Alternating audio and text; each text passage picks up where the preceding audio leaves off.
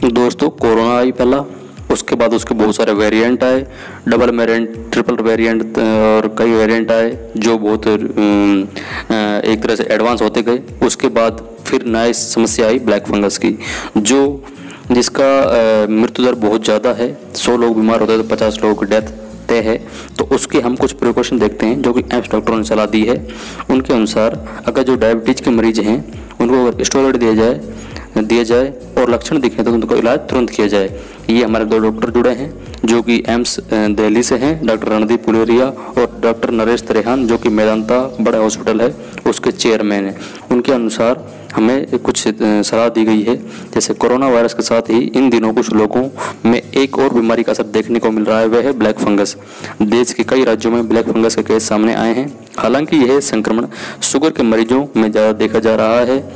इसी को लेकर दिल्ली के एम्स के निदेशक डॉक्टर रणदीप गुलेरिया और मेदांता अस्पताल के चेयरमैन डॉक्टर नरेश त्रेहान ने शुक्रवार को कुछ अहम जानकारी दी, जिनको हम आपके सामने में एक के बाद एक आपको रखते हैं और उनसे आप कुछ अपने अनुसार उनको ध्यान में रखिए। तो डॉक्टर गुलेरिया कहते हैं अगर मरीज को स्टेरॉइड दे रहे हैं तो हल्की डोज दें। ब्लैक फंगस की रोकथाम के लिए लोगों को सावधान रहने की ज़रूरत है। इससे बचाव के लिए कुछ बातों का विशेष ध्यान रखना चाहिए। उन्हें डॉक्टर की सलाह पर ही स्टेरॉइड दिया जाना चाहिए। साथ ही स्टेरॉइड की हल्की और मध्यम डोज ही मरीजों को देनी चाहिए। ज़्यादा डोज इस टाइम देना खतरनाक उनके लिए साबित हो सकता है, तो इस चीज़ का खासकर ध्यान रखें। इसके दूसरा है कि कोरोना की दूसरी लहर में स्टेरॉइड इंजेक्शन की खपत बढ़ी है। कोरोना संक्रमण की दूसरी लहर में स्टेरॉइड इंजेक्शन की खपत बढ़ी है। इन दिनों देखा जा रहा है मरीजों की जान बचाने के लिए डॉक्टर इस इंजेक्शन का इस्तेमाल ज़्यादा कर रहे हैं। स्टेरॉइड देने के बाद ब्लड शुगर की मात्रा बढ़ने का खतरा ज़्यादा रहता है, इसलिए स्टेरॉइड की जो मात्रा दी जाती है वो मीडियम ही दें, ज़्यादा ना दें। तीसरा है स्टेरॉइड लेते समय ब्लड शुगर चेक करते रहें। यदि कोई लंबे समय से स्टेरॉइड ले रहा है तो डायबिटीज जैसी समस्या आ सकती है। ऐसे में फंगल इन्फेक्शन का खतरा बढ़ जाता है। इस बीमारी में म्यूकर माइकोसिस यानी ब्लैक फंगस बहुत सामान्य है। एस्परगिलोसिस जैसे फंगल संक्रमण भी हो सकते हैं। इसलिए स्टेरॉइड लेते हैं तो ब्लड शुगर चेक करते रहना चाहिए और समय समय पर इसका लेवल को बनाकर रखना चाहिए।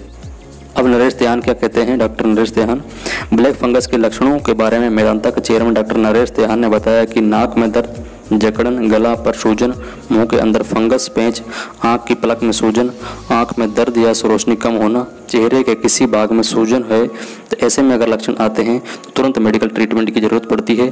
तो उन्हें आप ज़रूर ही हॉस्पिटल लेकर जाएं या फिर मेडिकल ट्रीटमेंट जरूर कराएं। उन्होंने कहा है कि ब्लैक फंगस को काबू करने का एक ही रास्ता है, स्टेरॉइड का विवेकपूर्ण उपयोग और मधुमेह पर नियंत्रण। इसके साथ ही उन्होंने जानकारी दी है ब्लैक फंगस खासकर मिट्टी में मिलता है। जो लोग सेहतमंद होते हैं उन पर यह हमला नहीं कर सकता, इसलिए हमें मिट्टी और गंदगी से इस टाइम बचकर रहना चाहिए। तीसरा इसने बताया है कि 3 महीने तक इसका इलाज चल सकता है। डॉक्टर नरेश त्रेहान ने बताया कि यह नाक और मुंह के जरिए शरीर में प्रवेश करता है, इसके बाद आंख तक पहुंचती है और तीसरे चरण में ये दिमाग पर अटैक करता है। इसके इलाज के लिए 4 से 6 हफ्ते तक दवाइयाँ लेनी पड़ती है। कई गंभीर मामलों में 3 महीने तक भी इसका इलाज चल सकता है।